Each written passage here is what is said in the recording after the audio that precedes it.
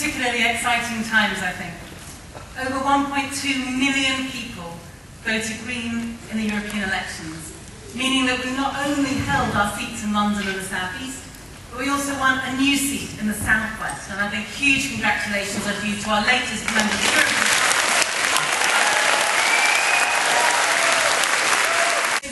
closer to home as well, because here in the West Midlands the Greens have achieved some brilliant successes, with 25 Green councillors sitting on 10 councils in the region, and where we now form the official opposition in Solihull, so congratulations to you. Record party membership, an increasing number of polls which put us neck and neck with the Liberal Democrats. We have everything to play for. And so it is a huge pleasure and privilege, as always, to have the opportunity to say a few words. And such a contrast to my duties speaking in Parliament. It's not just the audience that's different, so I'm assuming that George Osborne isn't somewhere up the back there. You know, after 4 years at Westminster, people often come up to me and they say, have you got used to it yet? Used to it? The weird and wonderful traditions that make it a cross between Hogwarts and a Gilbert and Sullivan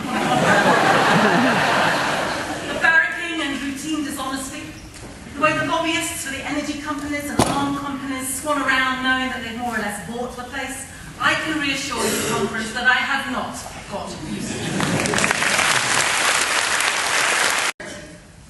Labour has not only consistently failed to challenge the illiterate economics of George Osborne's slash and burn approach to public spending, but Ed Balls has signed up to the same spending limits as the government itself. We're spending £100 billion on trident replacement. Well, Labour, you'll be relieved to know, will discuss it. Fracking, well, Labour won't oppose it, they'll just regulate it ever so slightly more. When it comes to nuclear power, which voices are saying that nuclear is uneconomic, unsafe and unnecessary, and promoting cleaner, greener energy alternatives? When it comes to challenging the unaccountability of free schools and academies, the asset stripping of the NHS, the vilification of those on welfare as scroungers and frauds, where is the fight back? Conference on all of these vital issues. It is the Green Party which is the true opposition in Parliament. Secret courts as part of the Justice and Security Bill, Labour refused to oppose it. On the appalling immigration bill, they abstained. They supported workfare sanctions, even though it's cruel and retrospective legislation. And just a few months ago, having criticised the fact that the data retention bill was being railroaded through the House of Commons in just 24 hours, a bill that would allow blanket surveillance of telecommunications data, well, they went ahead and voted for it anyway. Conference even on the issue of bringing the railways back into public ownership, a hugely popular policy with the public, one that makes clear economic as well as environmental sense, Labour has flunked it.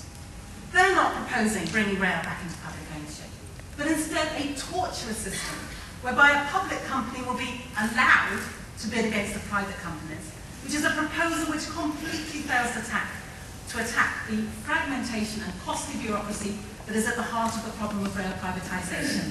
And that's why I'm pleased to tell you, Conference, that my private members' bill to bring rail back into public ownership is due its second reading next month. With those who need support, with the unions in opposition to austerity, with the students protesting against tuition fees, you look around for air and where is it? Conference, I was proud to march with the students to protest against the huge government betrayal over tuition fees, and then to make an urgent point of order in the Commons chamber to raise real concerns about the police who are kettling our young people, leaving them shivering outside in the cold for hours on end. Briefly at the NHS, because Labour has tried to put themselves at the heart of the campaign to protect our health services against the coalition's plans. They have said all the right things. The conference, as you know, saying and doing things are very different. And when you look at what Labour have done, it makes no sense to trust them to protect the NHS. They have been complicit in imposing privatisation and market principles on our NHS. They may have agreed to reinstate the government's legal duty to provide, but we know that they won't abolish competition or the purchaser-provider split. Conference, we need to restore the NHS in England, re-establish public accountability, and reverse more than 2 decades of policies which have been intent on privatising NHS services and funding, ultimately to its demise. And only the Greens can be trusted to stand up for that in Parliament. Only the Greens are honest when it comes to keeping the NHS public. And that's why I'm backing a new public NHS bill, developed by NHS campaigners, which would rebuild our health services from the bottom up and would undo the damage done by successive governments, putting the public back at the heart of our national health system. We don't have what it takes to form a real opposition, to take on the establishment. The Tories have David Cameron and George Osborne, and whatever we might think about their policies or their values, they are professionals to their fingertips. And they're working hard for their clients, the bank owners, the big landowners, the multinationals. And Labour have Ed.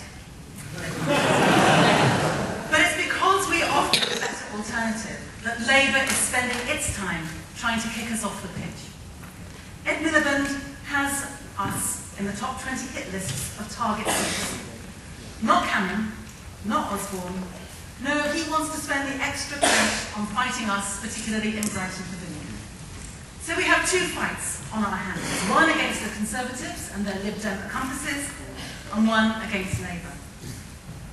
But things are very different from the way they were in 2010. The fight to form the next government will be even closer than that.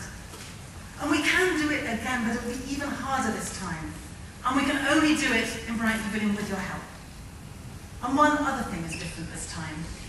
Last time, in 2010, we were chasing a dream. Now we have a huge responsibility on our shoulders. But we also know what a huge difference we can make. In 2010, I said that it showed that in politics, if you trust the people, you can stick to your principles and still get elected. Conference Together in 2015, we're going to have to do the same, and we will. Thank you.